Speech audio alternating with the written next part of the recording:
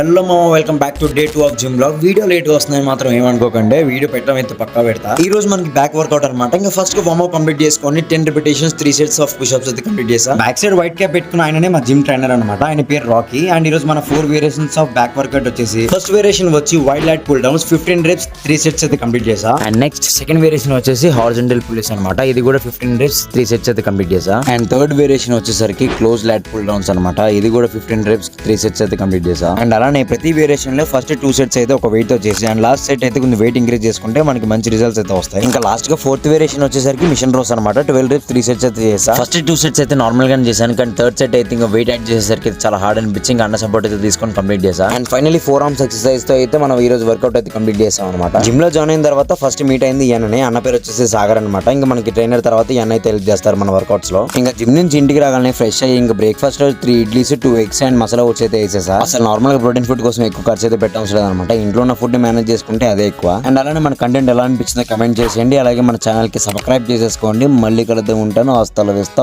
Bye.